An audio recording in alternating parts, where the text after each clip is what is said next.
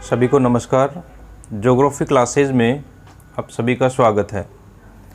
राजस्थान के भौतिक प्रदेश के अंतर्गत अपन देख रहे थे पश्चिमी मरुस्थलीय क्षेत्र। तो मरुस्थल के बारे में जो सामान्य चर्चा है वो अपनी हो गई थी। आज हम देखते हैं कि जो संपूर्ण मरुस्थलीय क्षेत्र है उस क्षेत्र को अपन दो भागों में विभाजित करते हैं। अरावली पर्वतमाला और 50 सेंटीमीटर जो वर्षा रेखा है जो अरावली के पश्चिमी पार्श्व के सहारे चल रही है। तो 50 सेंटीमीटर वर्षा रेखा और स्वयं अरावली राजस्थान को दो बराबर भागों में विभाजित करती है, जिसमें पश्चिमी जो भाग है वो पश्चिम का महान मरुस्थल और पूर्वी भाग में पूर्व का मैदान और दक्षिणी पूर्वी भाग में जो दक्षिणी पूर्वी पठारी क्षेत्र है वो स्थित है। ठीक है। 25 सेंटीमीटर जो वर्षा रेखा है उस संपूर्ण मरुस्थलीय क्षेत्र को दो बराबर भागों में बांटती है। ठीक है। यानी 25 सेंटीमीटर वर्षा रेखा से पश्चिम की ओर जाने पर वर्षा की मात्रा 15 से 25 सेंटीमीटर तक, और वर्षा की मात्रा पूर्व की ओर चलेंगे या अरावली की ओर चलेंगे तो यहाँ पे वर्षा की मात्रा बढ़ती जाएगी और 25 से 50 सेंटीमीटर तक वर्षा की मात्रा है हो जाती है। तो इस प्रकार देखें तो शुष्कता के आधार पर ये जो विभाजन जो है वो किया गया है शुष्कता के आधार पे, या फिर अपन कह सकते हैं कि वर्षा की मात्रा के आधार पे। तो दो भाग हो गए, एक तो पश्चिमी महान मरुस्थल या इसको अपन कह सकते हैं रेतीला मरुस्थल, रेतीला मरुस्थल, और दूसरा हो गया आपके अर्ध शुष्क मरुस्थल, अर्ध शुष्क मरुस्थल। ठीक है। तो विस्तार अगर अपन देखें तो दोनों के बीच में जो विभाजन रेखा है वो अपन मान सकते हैं 25 सेंटीमीटर समवर्षा रेखा, जो संपूर्ण मरुस्थलीय क्षेत्र को महान मरुस्थल या रेतीला मरुस्थल और अर्ध शुष्क मरुस्थल दो भागों में विभाजित करती है। अब रेतीला जो शुष्क मरुस्थल है उसके बारे में अगर अपन बात करें तो अंतर्राष्ट्रीय जो सीमा है पाकिस्तान की सीमा वहाँ से लेके और 25 सेंटीमीटर समवर्षा रेखा तक इसका विस्तार है। मुख्य रूप से क्षेत्रों की अपन बात करें तो इसमें जो है आपके बीकानेर आ जाएगा, चूरू जो है उसका अधिकांश हिस्सा आ जाएगा, जोधपुर आ जाएगा, जैसलमेर आ जाएगा, कुछ हिस्सा इसमें नागौर का कुछ हिस्सा आ जाएगा और बाड़मेर आ जाएगा। तो बाड़मेर, जैसलमेर, जोधपुर, नागौर का थोड़ा हिस्सा है वो आ जाएगा, बीकानेर आ जाएगा, चूरू आ जाएगा। तो ये क्षेत्र जो है यहाँ पे रेत या रेतीला शुष्क मैदान है वो ज़्यादा मात्रा में है। तो इसके आधार पे अपन जो है इसको बांट सकते हैं। नेक्स्ट अपन देखें कि अर्ध शुष्क जो मरुस्थलीय भाग है उसमें वर्षा की मात्रा ज़्यादा होने के कारण से जो ग्रासलैंड्स हैं वो ज़्यादा मात्रा में पाए जाते हैं। ठीक है। तो अपन बात करते हैं शुष्क रेतीला मैदान। तो शुष्क रेतीला मैदान में चारों ओर जो रेत के स्तूप हैं या बालू का स्तूप जो है वो काफ़ी ज़्यादा मात्रा में इसमें पाए जाते हैं। अधिकांश जो भाग है वो रेत से या बालू का स्तूपों से ढका हुआ है। ठीक है। यानी अधिकांश भाग बालू रेत से अच्छा है, तो कुछ जो भाग हैं वो वहाँ पे पथरीले मरुस्थल के रूप में है। तो वो जो क्षेत्र है वो आपका यहाँ पे जैसलमेर, बाड़मेर और पश्चिमी जोधपुर, ये थोड़ा सा जो क्षेत्र है यहाँ पर बालू का स्तूप है वो नहीं पाए जाते। बालू रेत का जमाव जो है वो बहुत कम मात्रा में पाया जाता है। तो इस प्रकार से अगर अपन देखें धरातलीय विविधता के आधार पे, यानी बालू रेत के विस्तार के आधार पे या धरातलीय विविधता के आधार पे अगर अपन देखें तो दो भागों में इसको अपन बांट सकते हैं। एक तो हो गया इसमें इस मरुस्थलीय क्षेत्र के दो भाग अपन कर सकते हैं रेतीले मरुस्थल के। तो हो गया महान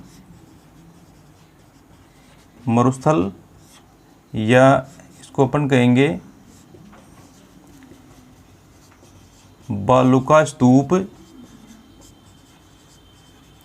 युक्त प्रदेश, यानी बालू का स्तूप युक्त जो प्रदेश है वो भारत की महान मरुस्थल के नाम से या महान जो रेतीला मरुस्थल है उस नाम से भी इसको जाना जाता है, जिसको अपन थार डेजर्ट। तो वास्तविक जो थार डेजर्ट है वो है बालू का स्तूप युक्त प्रदेश। तो दो भागों में अपन बांट सकते हैं, एक तो बालू का स्तूप युक्त प्रदेश और दूसरा हो गया बालू का स्तूप मुक्त प्रदेश। ठीक है, तो धरातलीय विषमता के आधार पे या दूसरे शब्दों में कहें तो बालू रेत के विस्तार के आधार पे या धरातलीय विशेषताओं के आधार पे दो भाग अपन बना सकते हैं। बालू का स्तूप युक्त प्रदेश यानी जहाँ पे चारों ओर बालू रेत का विस्तार है, रेत के धुरे या जो बालू रेत के जो टीले हैं वो यहाँ पे पाए जाते हैं। बालू का स्तूप मुक्त प्रदेश यानी यहाँ पर हवा द्वारा पवन जो है उसने बालू रेत को उड़ाकर अन्यत्र स्थानांतरित कर दिया है और यहाँ पे चट्टानी धरातल है वो दिखाई देता है। तो इस प्रकार से दो भाग अपन बना सकते हैं। बालू का स्तूप युक्त जो क्षेत्र है उस क्षेत्र की अपन बात करें तो इस क्षेत्र में बालू का स्तूप युक्त क्षेत्र में ये जो पूरा क्षेत्र जो है यानी केवल ये जो पथियाला मरुस्थल है उसको छोड़ के संपूर्ण जो भाग है उसमें इस क्षेत्र का विस्तार है और यहाँ पे बालू रेत के जो टीले हैं वो काफ़ी ज़्यादा मात्रा में पाए जाते हैं। हवा का बहाव काफ़ी तेज़ होता है। बालू रेत के जो टीले हैं वो हवा के साथ साथ में एक स्थान से दूसरे स्थान पर जो है स्थानांतरित होते हैं, यानी वायु के द्वारा अपर्दन और निक्षेपण कार्य है वो यहाँ पर काफ़ी ज़्यादा मात्रा में होता है। क्षेत्र विशेष की बात करें तो बाड़मेर, जैसलमेर, जोधपुर और बीकानेर ये मुख्य और चूरू ये मुख्य क्षेत्र हैं जहाँ पर जो है बालू का स्तूप युक्त प्रदेश हैं वो पाए जाते हैं। इस क्षेत्र की सर्व प्रमुख जो विशेषता है वो है यहाँ पे विभिन्न प्रकार के बालू का स्तूप पाए जाते हैं। तो इस क्षेत्र में पाए जाने वाले विभिन्न प्रकार के जो बालू का स्तूप हैं उनको अपन अलग अलग भागों में विभाजित कर सकते हैं। तो ऐसे जो बालू का स्तूप हैं उनके बारे में अपन बात करें तो पहला है पवनानुवर्ती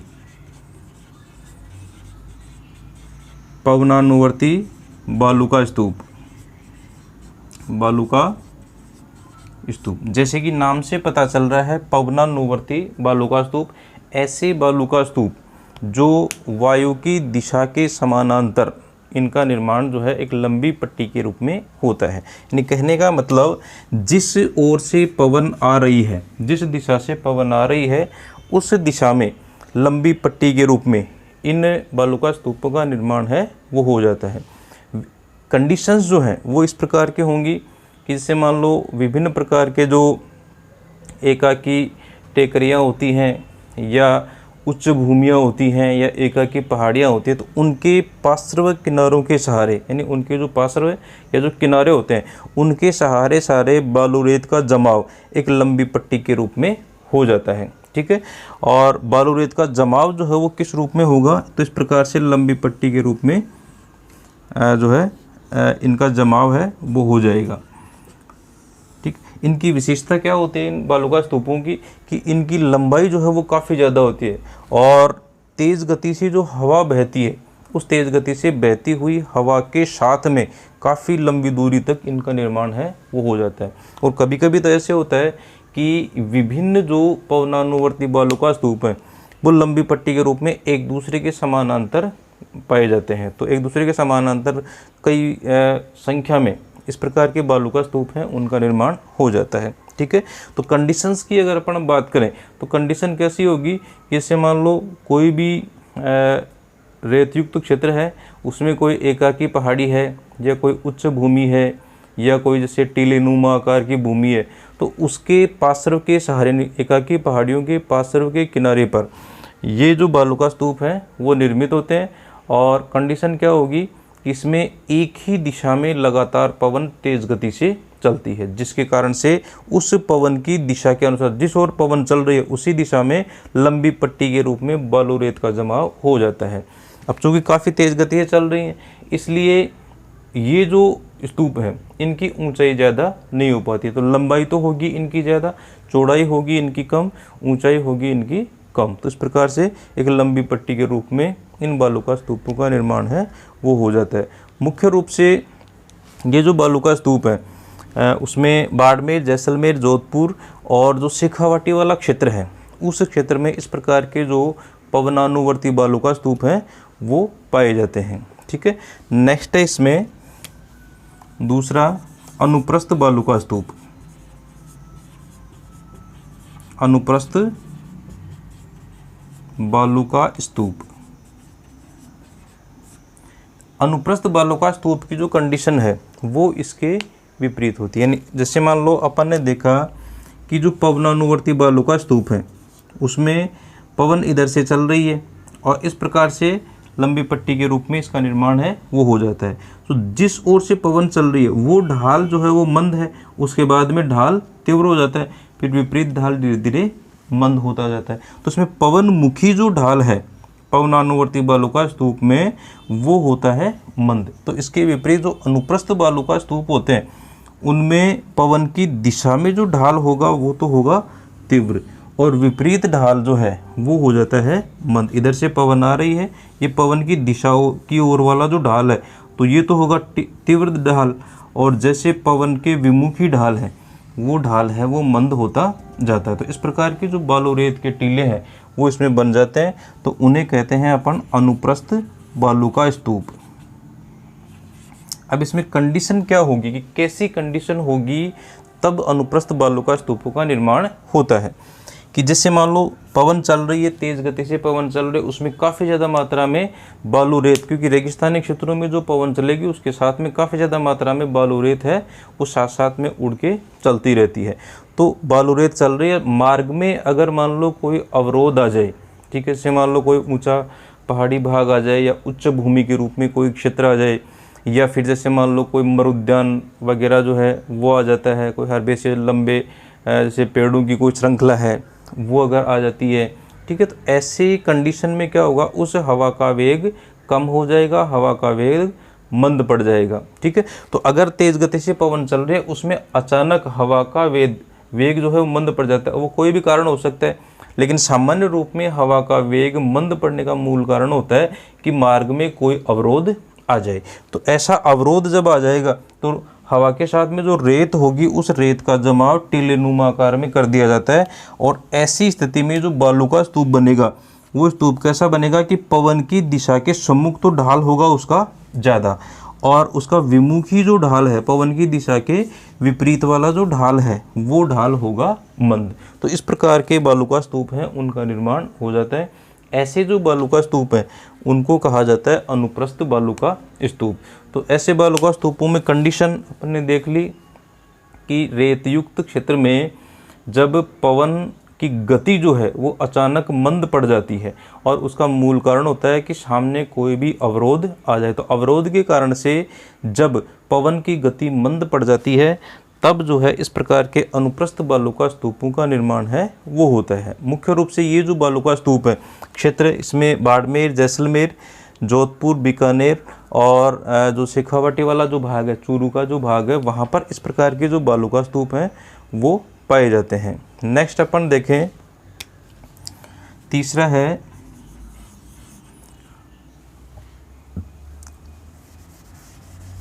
बरखान या अर्धचंद्राकार बालुका स्तूप।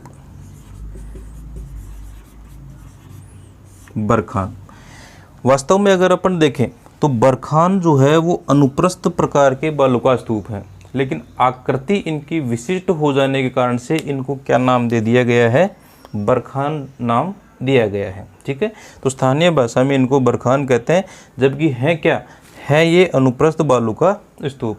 यानी बनने की जो कंडीशन और दशाएं जो हैं वो सारी की सारी क्या है, अनुप्रस्थ बालुका स्तूप। तो एक प्रकार से अनुप्रस्थ प्रकार के बालुका स्तूप हैं, लेकिन आकृति विशिष्ट होने के कारण से इनको क्या नाम दिया गया है, बरखान नाम दिया गया है।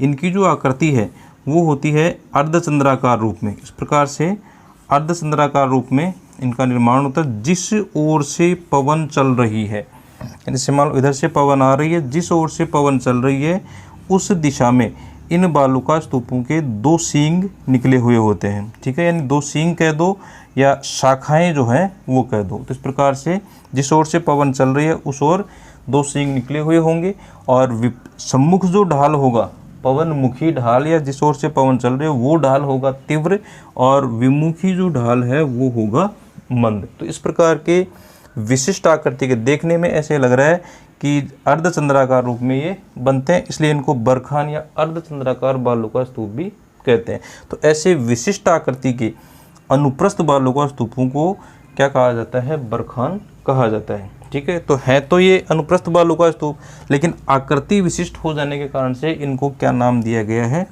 बरखान नाम दिया गया है। ठीक है, इसमें जैसलमेर का जो रामगढ़ है, मोहनगढ़ और पोखरण क्षेत्र है, वहाँ पे इस प्रकार के जो बरखान हैं वो पाए जाते हैं। जोधपुर में बरखान पाए जाते हैं, और अपना जो शेखावाटी क्षेत्र है वो भी बरखान के लिए प्रसिद्ध है। यहाँ भी बरखान जो है वो काफ़ी ज़्यादा मात्रा में पाए जाते हैं। कभी कभी से मान लो रेत जो है, ये जो दोनों ओर की शाखाएं होती हैं या इसके जो सींग होते हैं, इनके बीच का जो भाग होगा यहाँ से, तो यहाँ पे रेत पूर्णतः वायु के द्वारा उड़ा दी जाती है और नीचे से चट्टानें जो हैं वो निकल आती हैं। ठीक है, ऐसे क्षेत्रों में जब वर्षा काल में वर्षा होगी तो इस क्षेत्र में यानी दोनों सींगों के मध्य जो रेत मुक्त भाग होगा वहाँ पर कुछ मात्रा में पानी जमा हो जाता है, यानी अस्थायी छोटी झीलों का निर्माण हो जाता है। तो ऐसी जो अस्थायी छोटी झीलें होती हैं उनको यहाँ स्थानीय भाषा में ढाड या तल्ली कहते हैं। ढाड या तल्ली कहा जाता है। ठीक है, यानी बरखान की शाखाओं के मध्य कभी कभी बीच का जो भाग होगा वहाँ से रेत जो है वो पूर्णतः पवन के द्वारा उड़ा दी जाती है, नीचे जो है चट्टानें निकल आती हैं, और ये जो भाग है वो किस रूप में बन जाता है, एक बेसिन या गर्त के रूप में बन जाएगा। ठीक है, और वर्षा काल में इस भाग में कुछ मात्रा में पानी जमा हो जाता है, यानी वो कुछ समय के लिए होता है, जैसे बरसात खत्म होगी वैसे पानी जो है वो सोख लिया जाता है। तो अस्थायी झीलों का निर्माण, छोटी छोटी झीलें जो हैं वो बन जाती हैं। तो ऐसी जो झीलें होती हैं उनको ढांड या तल्ली कहा जाता है। ठीक है, तो इस प्रकार के विशिष्ट आकार के जो बालू का स्तूप हैं उनको कहा जाता है बरखान। इसके बाद में अपन देखें बरखान के अलावा एक है तारानुमा बालू का स्तूप।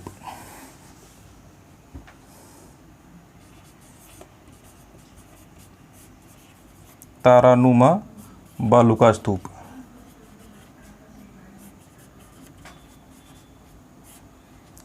नाम से पता चल रहा है तारानुमा बालू का स्तूप, यानी ऐसे जो बालू का स्तूप है उनकी आकृति कैसी होती है, तारे के आकार में। ठीक है, अगर कंडीशन क्या होगी इसमें कंडीशन होगी कि हवा जो है उसकी दिशा एक नहीं होती है, यानी अनियमित रूप से अलग अलग दिशाओं में हवाएं चलती हैं, जिसके कारण से इस प्रकार से अलग अलग दिशाओं में हवाएं चल रही है, इसके कारण से एक जो बालू का स्तूप है उसकी अलग अलग दिशाओं में इस प्रकार से शाखाएं जो हैं वो निकल जाती हैं। ठीक है, तो 3 से ज़्यादा शाखाएं जब हो जाती हैं किसी भी बालू का स्तूप की, तो उसको किसकी श्रेणी में शामिल कर लेते हैं, तारानुमा बालू का स्तूप में। ठीक है, तो कंडीशन क्या होगी इसमें कि अनियमित रूप से ऐसे क्षेत्र जहाँ पर अनियमित रूप से हवाएं चलती हैं, ऐसे क्षेत्रों में जिस ओर से हवा चल रही है उस ओर बालू रेत की शाखा निकल जाएगी। फिर इधर जैसे मान लो हवा इधर चलने लग गई तो इधर शाखा निकल जाएगी, इधर चल रही है तो इधर निकल जाएगा। तो इस प्रकार से वो जो बालू का स्तूप है उसका आकार जो है वो किस प्रकार का हो जाता है, तारानुमा आकार में हो जाता है, यानी विभिन्न दिशाओं में उसकी शाखाएं जो हैं वो निकल जाती हैं। तो ऐसे बालू का स्तूपों को क्या कहा जाता है, तारानुमा बालू का। आकृति के आधार पे इनको जो है तारानुमा बालू का स्तूप कहा जाता है।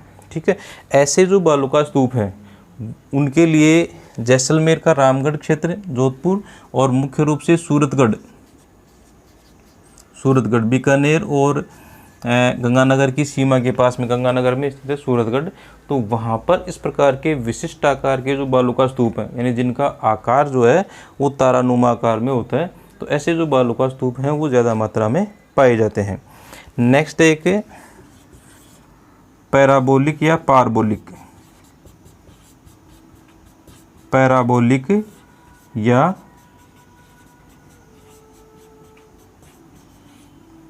पारबोलिक बालू का स्तूप। पैराबोलिक जो बालू का स्तूप है इसमें भी जैसे तारानुमा बालू का स्तूप है तो आकृति के आधार पे इनका नाम पड़ा है। इसी प्रकार से जो पैराबोलिक बालू का स्तूप है उनमें भी विशेष आकृति के जो बालू का स्तूप हैं उनको पैराबोलिक कहते हैं। इसमें कंडीशन क्या होती है, जैसे इसमें कंडीशन क्या होगी, हवा की कंडीशन कि अनियमित रूप से हवाएं चलती हैं। इसमें मंद गति से लगातार हवाएं चलती रहती हैं, और मंद गति से हवा चलने के कारण से जो अपवाहन बेसिन बनते हैं उन अपवाहन बेसिनों के पास में इस प्रकार से जो आपकी बालों को कंट्रोल करने के लिए जो हेयर पिन होती है, तो हेयर पिन की आकृति में बालुका स्तूपों का निर्माण हो जाता है। तो ऐसे जो बालुका स्तूप हैं उनको क्या कहा जाता है, पैराबोलिक या पारबोलिक बालुका स्तूप। ठीक है, यानी मंद गति से लगातार पवन के चलने से हेयर पिन के समान आकृति में जब बालुका स्तूपों का निर्माण हो जाता है, तो ऐसे जो बालुका स्तूप हैं उनको क्या कहा जाता है, पैराबोलिक बालुका स्तूप। ऐसे बालुका स्तूपों को कहा जाता है। ठीक है, तो कंडीशन क्या होगी इसमें कि इसमें मंद गति से हवाएं जो है मंद गति से लगातार चलती रहती हैं। नेक्स्ट अपन जैसे दूसरा जो भाग है वो हो गया आपका बालुका स्तूप युक्त प्रदेश में। इस प्रकार के जो बालुका स्तूप हैं वो पाए जाते हैं। दूसरा हो गया बालुका स्तूप मुक्त प्रदेश। ठीक है, तो नाम से पता चल रहा है कि ये ऐसा भाग है जहाँ बालू रेत का जमाव नहीं पाया जाता है। इस भाग में जो टर्शियरी से लेके और प्लीस्टोसीन युग तक की जो चट्टानें हैं, और मुख्य रूप से जो परतदार चट्टानें हैं, अवसादी या जो परतदार चट्टानें हैं, वो इस भाग में मुख्य रूप से पाई जाती हैं। ठीक है, और इस क्षेत्र में जो चट्टानी मरुस्थल होने के कारण से इसको पथरीला मरुस्थल भी कहा जाता है। मुख्य रूप से जैसलमेर का दक्षिणी भाग, जोधपुर का पश्चिमी भाग और बाड़मेर का उत्तरी भाग। यानी कहने का मतलब जहाँ पर ये तीनों ज़िले आपस में मिल रहे हैं वहाँ का जो भाग है वो इस प्रकार का क्षेत्र है। यानी यहाँ पे अवसादी प्रकार की परतदार चट्टानें पाई जाती हैं जो काफ़ी पुरानी चट्टानें, जीवावशेष इनमें काफ़ी ज़्यादा मात्रा में पाए जाते हैं। आकल वुड फॉसिल पार्क, आकल वुड जीवाश्म उद्यान, वो इसी भाग में स्थित है। यानी बालुका स्तूप मुक्त जो प्रदेश है तो वहाँ पे बालू रेत का पूर्णतः अभाव होता है। बालू रेत हवा के द्वारा पूर्णतः उड़ा दी जाती है। नीचे आधार शैलें हैं वो दिखाई देती हैं। तो चारों ओर का जो धरातल है वो एक पथरीले मरुस्थल के रूप में पाया जाता है। क्षेत्र विशेष की बात करें तो जैसलमेर का दक्षिणी भाग, जोधपुर का पश्चिमी भाग और बाड़मेर का उत्तरी भाग। ठीक है, यहाँ पर ये जो मरुस्थल है वो पाया जाता है। इसको हमवादा भी अपन सामान्य भाषा में कह सकते हैं। और इस क्षेत्र में आकल वुड जो जीवाश्म उद्यान है वो यहीं पे स्थित है, जहाँ पर जुरेसिक काल के जो कास्ट जीवाश्म हैं, कास्ट जीवाश्म हैं वो यहाँ पर मिले हैं। ठीक है, तो मुख्य रूप से यहाँ पर जो चट्टानें हैं वो टर्शियरी से लेके और प्लीस्टोसीन काल तक की जो चट्टानें हैं वो यहाँ पे पाई जाती हैं। और इन चट्टानों में जो जीवाश्म है वो जीवाश्म जुरेसिक युग के, यानी राजस्थान में जैसे जुरेसिक काल के जीवाश्म कहाँ पाए जाते हैं तो आकल वुड जो फॉसिल पार्क है वहाँ पर ये जीवाश्म हैं वो काफ़ी ज़्यादा मात्रा में पाए जाते हैं। ठीक है, क्षेत्र विशेष की बात करें तो एक छोटा सा क्षेत्र है जहाँ पर ये जो है वो ज़्यादा मात्रा में पाए जाते हैं। इसके बाद में अपन बात करें कि ऐसे कौन कौन से क्षेत्र हैं, ऐसे कौन कौन से भाग हैं जहाँ पर इस क्षेत्र में कि कुछ विशेष चीज़ें हैं जिनके आधार पे इसको अपन विभिन्न क्षेत्रों में बांट सकते हैं। जैसे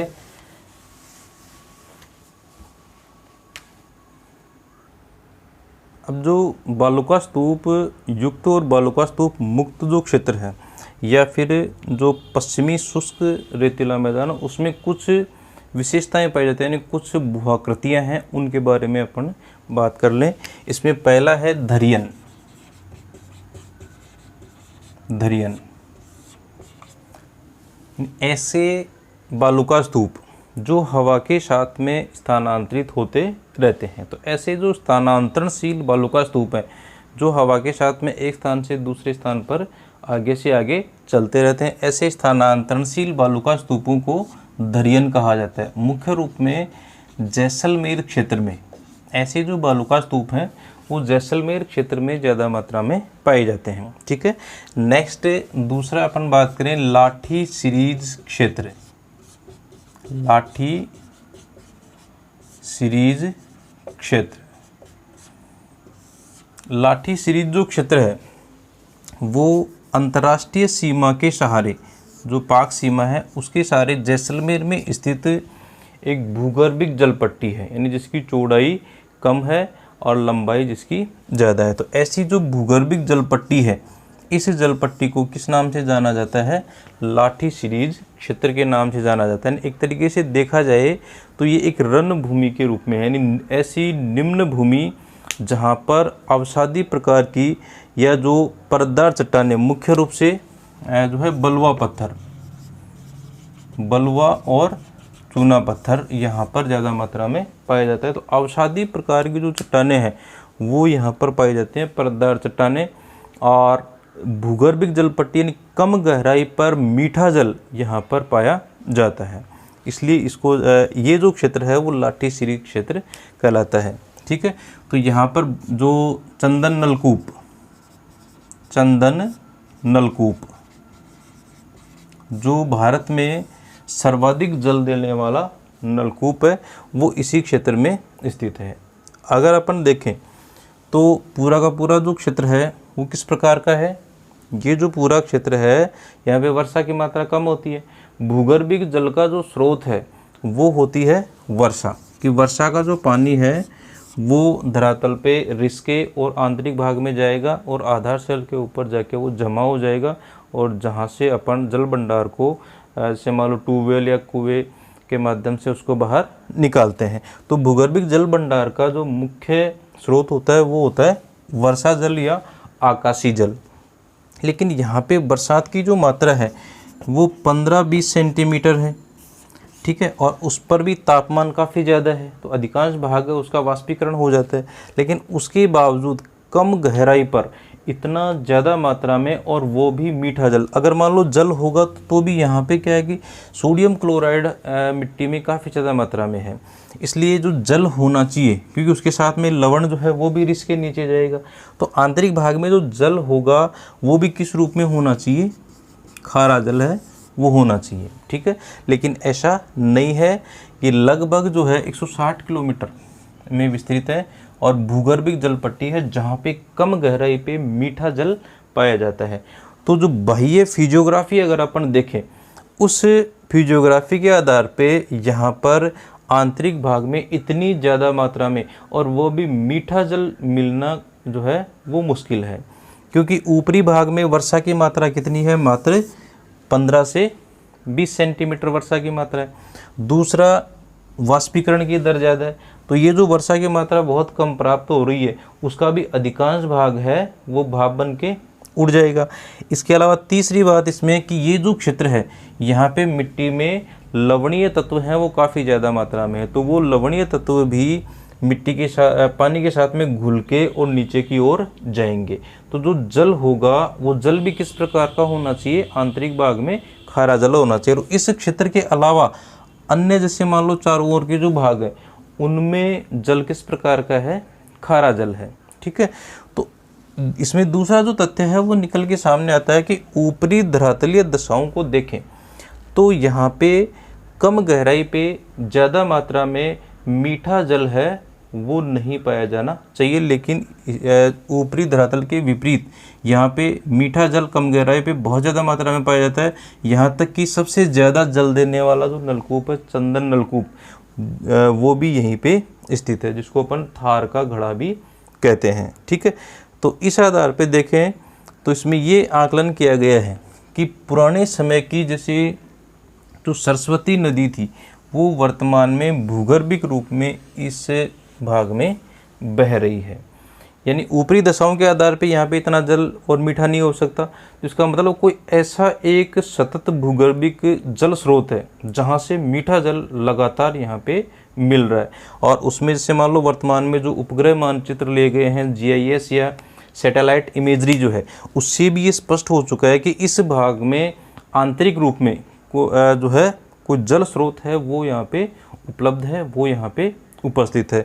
और इसमें वैज्ञानिक ये मानते हैं कि इस भाग में पुरानी जो सरस्वती नदी है, जो वैदिक काल की सरस्वती नदी, जो हिमालय के दक्षिणी जो भाग था शिवालिक हिमालय, उसके उत्थान होने के कारण से ये नदी जो है वो लुप्त हो गई थी। तो वो नदी वर्तमान में भी भूगर्भिक रूप में ये नदी वर्तमान में भी बह रही है, और जिसके कारण से यहाँ पे इतनी ज़्यादा मात्रा में मीठा जल है वो पाया जाता है। ठीक है, तो लाठी सीरीज क्षेत्र की अपन बात करें तो ये भूगर्भिक जल पट्टी है, कम गहराई पे मीठा जल पाया जाता है। इस क्षेत्र में चट्टानों की बात करें तो मुख्य रूप से अवसादी और परतदार चट्टानें, और उनमें भी बलुआ पत्थर है जो है वो ज़्यादा मात्रा में यहाँ पर पाया जाता है। ठीक है, जिसके कारण से आसानी से यहाँ पे कुएं या जैसे नलकूप वगैरह हैं वो भी खोदे जा सकते हैं। और इस क्षेत्र में विभिन्न रण क्षेत्र हैं, जैसे जैसलमेर का ये जो क्षेत्र है जिसमें आपके जैसलमेर में बरमसर है, कन्नौड़ है, भाखरी है, लवा है, जोधपुर वगैरह जो है, तो ये जो क्षेत्र हैं वो इसी क्षेत्र में स्थित है, जो लाठी सीरीज क्षेत्र यानी रण क्षेत्र के रूप में ये पाए जाते हैं। ठीक है, नीचे भाग होने के कारण, क्योंकि निचला भाग होता है, वर्षा जल भी इकट्ठा हो जाता है, प्लस भूगर्भिक जल है वो काफ़ी ज़्यादा मात्रा में है, इसलिए यहाँ पे ग्रासलैंड्स हैं वो पाए जाते हैं, यानी घास जो है उत्तम प्रकार की पौष्टिक घासें हैं वो पाई जाती हैं, जिसमें मुख्य रूप से सेवण, धामण और मुरात। ठीक है, सेवण, धामण और मुरात घासें। तो सेवण जो घास है वो काफ़ी पौष्टिक होती है। ठीक है, तो सेवण, धामण और मुरात घासें हैं वो इस लाठी सीरीज क्षेत्र में पाई जाती हैं। नेक्स्ट अपन बात करें लाठी सीरीज के बाद में प्लाया या बालसन, प्लाया और बालसन। तो मरुस्थलीय या रेगिस्तानी भागों में जो कम ऊंची पहाड़ियां हैं, यानी कम ऊंचे पर्वतीय क्षेत्रों से घिरी हुई जो बेसिन होती है या घिरी हुई जो निम्न भूमि होती है उसको क्या कहा जाता है? बालसन कहा जाता है। किससे? मान लो चारों ओर पहाड़ियाँ हैं, इस प्रकार से चारों ओर पहाड़ियाँ और बीच का जो भाग है वो एक निम्न भूमि के रूप में है, तो चारों ओर का जो पानी है वो इस निम्न भूमि में आ जाएगा और यहाँ पे जमा हो जाएगा। तो इस प्रकार से झीलें जो है, अस्थायी झील है वो बन जाएगी। ऐसी झील को क्या कहा जाता है? बालसन कहा जाता है। यानी कम ऊंची पहाड़ियों से घिरी हुई रेगिस्तानी क्षेत्रों में पाई जाने वाली निम्न भूमि या बेसिन को क्या कहा जाता है? बालसन कहा जाता है। वर्षा के समय इस बालसन में जल इकट्ठा हो जाता है। नेक्स्ट है प्लाया। ठीक है, अगर मान लो इस प्रकार से पर्वतों से घिरी हुई निम्न भूमि है या नीची बेसिन है और उसमें चारों ओर का जो पानी आ रहा है उस पानी में सोडियम क्लोराइड की मात्रा ज़्यादा है, लवणीय जो पदार्थ हैं उनकी मात्रा काफ़ी ज़्यादा होती है। तो इसकी जो तली होगी, इस तली में लवणीय पदार्थों की परत जमा हो जाती है। ठीक है, और जब पानी सूख जाएगा तो ये परत जो है वो बिल्कुल जमकर कठोर हो जाती है, क्योंकि लवणीय पदार्थ हैं वो जमा हो जाते हैं। तो ऐसी जो अस्थायी खारे जल की झीलें होती हैं, उन खारे जल की झीलों को क्या कहा जाता है? प्लाया कहा जाता है। तो रेगिस्तानी क्षेत्रों में निम्न भूमियों में पाई जाने वाली अस्थायी खारे जल की झीलों को क्या कहा जाता है? प्लाया कहा जाता है। ठीक है, और ऐसी प्लाया झीलें जिनमें बहुत ज़्यादा मात्रा में नमक की जो परत जमा हो जाएगी, लवण की एक मोटी परत है वो जमा हो जाती है, तो ऐसी अत्यधिक जो खारी झीलें होती हैं उनको सैलिनास कहा जाता है। ऐसी अत्यधिक खारी झीलों को क्या कहा जाता है?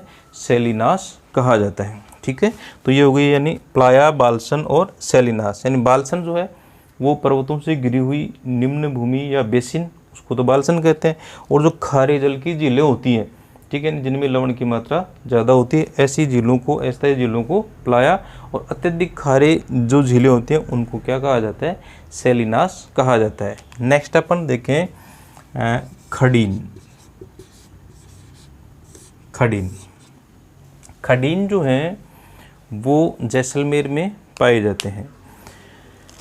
खडीन वास्तव में शब्द का जो अर्थ है वो है खड़ने योग्य भूमि। खड़ने योग्य भूमि, ठीक है, यानी जैसलमेर क्षेत्र में खड़ना जो है वो कहते हैं हल चलाने को, खड़ना या हल चलाना। ऐसी भूमि जो खड़ने योग्य हो या ऐसी भूमि जो हल चलाने योग्य हो। तो वास्तव में ये जो भूमि है वो किस प्रकार की होती है? ये नीची भूमियाँ होती हैं जहाँ बरसात के समय पानी इकट्ठा हो जाता है। तो खडीन जो है वो जल स्रोत के रूप में होते हैं, यानी इनसे पेयजल के रूप में पानी जो है वो भी प्राप्त होता है और कृषि के लिए भी पानी प्राप्त होता है, और उसके आसपास के जो क्षेत्र होंगे उनमें नमी पर्याप्त मात्रा में रहती है, इसलिए कृषि कार्यों में ऐसी भूमि को प्रयुक्त किया जाता है। ठीक है, तो निम्न भूमियों में पानी जैसे मान लो जमा होता रहेगा, और पानी जमा होता रहेगा तो वहाँ पे यानी जलीय स्रोत के रूप में होती है, और पानी जो है वो धीरे धीरे सूखता जाएगा, और ये जो भाग है वहाँ पे नमी की मात्रा ज़्यादा होती है, तो जो भाग मैदानी भाग निकलेगा जो सूखने के कारण से या पानी सूखने के कारण से, उस भाग को खड़ने के लिए या हल चलाने के लिए कृषि कार्यों में प्रयुक्त किया जाता है। ठीक है, तो ये वास्तव में जल स्रोत के रूप में होते हैं, और इसका जो किनारे वाले भाग होते हैं उसमें कुई या बेरिन छोटी कुई जो है वो इसमें यहाँ पे खुदाई की जाती है। तो जब खडीन का पानी बिल्कुल कम हो जाता है या बिल्कुल सूख जाता है, तब जल स्रोत के रूप में इन कुइयों का प्रयोग है, या बेरी जो होती है उसका प्रयोग है वो किया जाता है। ठीक है, तो ये एक तरीके से देखें तो जल संग्रहण की एक परंपरागत, प्राचीन और सुदृढ़ तकनीकी है जो यहाँ पे जैसलमेर में अपनाई जाती है। स्थानीय भाषा में इसको क्या बोलते हैं, खडीन कहते हैं। ठीक है, तो ये पेयजल स्रोत के रूप में भी होती हैं, साथ में जो है कृषि कार्यों में भी इनको प्रयुक्त किया जाता है। ठीक, नेक्स्ट अपन बात करें तो रण क्षेत्र। नेक्स्ट है रण क्षेत्र।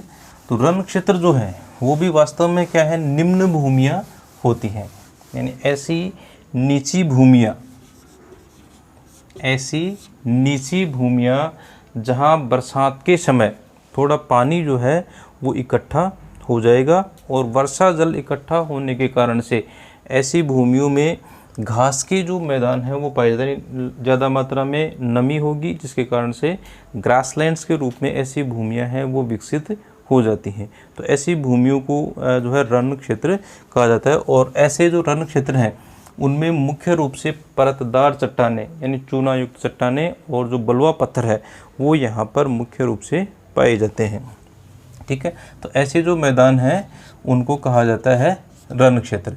रण क्षेत्रों के उदाहरणों की जैसे मान लो अपन बात करें तो जैसलमेर में पोखरण, जैसलमेर का पोखरण, बरमसर,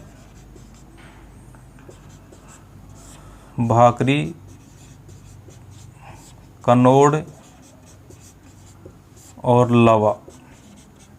ठीक है, ये प्रमुख रण क्षेत्र हैं। तो निम्न भूमियाँ होती हैं, बरसात के समय जल इकट्ठा हो जाता है, आर्द्रता यहाँ पे लंबे समय तक बनी रहती है, जिसके कारण से घास के मैदानों के रूप में ये विकसित हो जाते हैं। ठीक है, मुख्य जो रण क्षेत्र के उदाहरण जैसलमेर में पोखरण, बरमसर, भाकरी, कन्नौड़ और लावा, और जोधपुर में बाप क्षेत्र, और बाड़मेर में जो है थोब क्षेत्र, और इसके अलावा चूरू में ताल छापर और परिहारा। ठीक है, तो ये मुख्य रण क्षेत्र के उदाहरण हैं। जैसलमेर में पोखरण, बरमसर, भाकरी, कन्नौड़ और लावा, इसके अलावा जोधपुर में बाप क्षेत्र, बाड़मेर में थोब क्षेत्र और चूरू में ताल छापर और परिहारा, ये प्रमुख रण क्षेत्रों के उदाहरण हैं। इसके अलावा एक और चीज़ अपन देखें तो इंसेलबर्ग,